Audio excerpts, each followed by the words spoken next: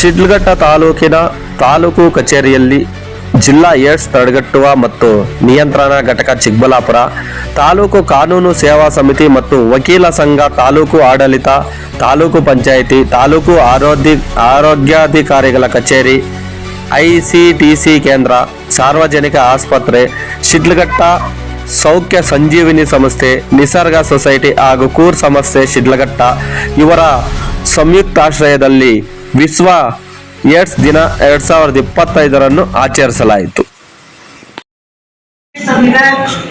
ಬಾಂಬೆನಲ್ಲಿದೆ, ಮತ್ತೆ ನಮ್ಮ ಒಂದು ಕಲ್ಕತ್ತಾನಲ್ಲಿದೆ. ಇವೆಲ್ಲ ಅರ್ಥ ಇದು ಪೂರ್ವಕವಾಗಿ ನಾವು ಅರಿವು ಮೂಡಿಸಬೇಕಾಗಿದೆ. ಪ್ರತಿ ವರ್ಷ ನಮಗೆ ಮೂಡಿಸ್ಬೇಕನ್ನೋ ಒಂದು ಸರ್ಕಾರದ ಕಾರ್ಯಕ್ರಮಗಳಿದೆ. ನಾವು ಎಲ್ಲ ಸವಲತ್ತುಗಳು ಅದ್ರ ಬಗ್ಗೆ ಏನ್ ಬೇಕು ಅನ್ನೋದೆಲ್ಲ ನಮ್ಮ ಹಿರಿಯ ಸಿವಿಲೈಸೇಷನ್ ಡಾಕ್ಟರ್ ಹೇಳಿದ್ದಾರೆ. ನನಗೂ ಈ ಒಂದು ಮಾತಾಡೋಕ್ಕೆ ಅವಕಾಶ ಮಾಡಿಕೊಟ್ಟಕ್ಕೆ ಈ ವೇದಿಕೆಗೆ ಹೊಂದಿಸಿ ಮಾತನ್ನು ಮುಗಿಸ್ತಾ ಇದ್ದೀನಿ. ನಮಸ್ಕಾರ. ವೇದಿಕೆ ಮೇಲೆ ಹಾಸನರಾಗಿರುವಂಥ ಎಲ್ಲ ಗಣ್ಯರಿಗೂ ನಮಸ್ಕಾರ. ಮುಂಭಾಗದಲ್ಲಿ ಹಾಸನರಾಗಿರುವಂಥ ಎಲ್ಲ ವರ್ಕರ್ಸ್ಗಾಗಲಿ, ಸ್ಟೂಡೆಂಟ್ಸ್ಗಾಗಲಿ, ಮಾಧ್ಯಮ ಮಿತ್ರರಾಗಲಿ ಎಲ್ಲರಿಗೂ ನಮಸ್ಕಾರ. ಈಗ ಎಲ್ಲರೂ ಹೇಳ್ದಂಗೆ ಆಲ್ಮೋಸ್ಟ್ ವೇದಿಕೆಯಲ್ಲಿರೋರು ಎಲ್ಲರೂ ತಿಳಿಸಿದ್ದಾರೆ ಏನ್ ಇಂಪಾರ್ಟೆಂಟ್ ಇದೆ, ಏನಿಲ್ಲ ಅಂತ. HIV ಬಗ್ಗೆ ಎಲ್ಲ ಮಾಹಿತಿ ನೀಡಿದ್ದಾರೆ ನಿಮಗೆ.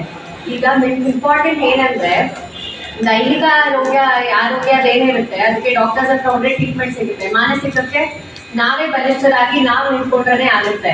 ಮಾನಸಿಕ ಆರೋಗ್ಯನು ಎಷ್ಟು ಮುಖ್ಯತೆಯಿಂದ ಇದೆ ಅನ್ನೋದು ನಮ್ಗೆಲ್ಲರಿಗೂ ಅರಿವಾಗಿದೆ.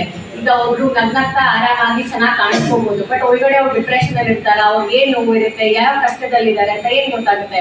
ಮಕ್ಕಳಿಗೂ ಅಷ್ಟೇ, ಈಗ ಆಟ ಆಡ್ಕೊಂಡಿರ್ತಾರೆ. ಮತ್ತೆ ಈ ಸುಮಾರು ಜನ ಏನ್ ಅನ್ಕೊಂಡಿದ್ದಾರೆ ಅಂದ್ರೆ ಒಂದು ಶಾಪ, ತಂದೆ ತಾಯಿ ಮಾಡಿರುವಂತಹ ತಪ್ಪುಗಳು ಇಲ್ಲ ಪೂರ್ವಜರು ಮಾಡಿರುವಂತಹ ತಪ್ಪುಗಳಿಂದ ಇವರಿಗೆ ಈ ಸಮಸ್ಯೆ ಉಂಟಾಗಿದೆ ಅನ್ನೋ ರೀತಿಯಲ್ಲಿ ಭಾವನೆಗಳನ್ನ ಬೆಳೆಸ್ಕೊಂಡು ಬೇರೆ ಮಕ್ಕಳ ಜೊತೆ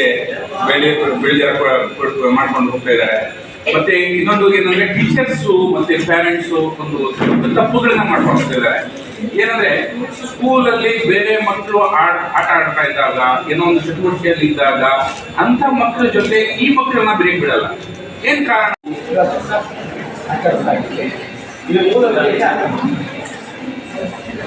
ಆಡುವಂಥ ಅನಾಹುತ ಉದ್ದೇಶದಿಂದ ಈ ಕಾರ್ಯಕ್ರಮವನ್ನು ಅನುವಾದ ಮಾಡುವುದು ಅನ್ಕೊಂಡಿದ್ದೆ. ಆದರೆ ಇತ್ತೀಚೆಗೆ ಕಾಲೇಜು ವಿದ್ಯಾರ್ಥಿಗಳು ಅಂದರೆ 18 ವರ್ಷ ವಯಸ್ಸಿಲ್ಲ 45 ವರ್ಷ ವಯಸ್ಸಿನೊಳಗೆ ಎಷ್ಟು ಕಂಡುಬರ್ತಾ ಇದೆ. ಕಾಲೇಜು ವಿದ್ಯಾರ್ಥಿಗಳು, degree college, medical college, engineering college ವಿದ್ಯಾರ್ಥಿಗಳಲ್ಲಿ ಶಿಕ್ಷಕ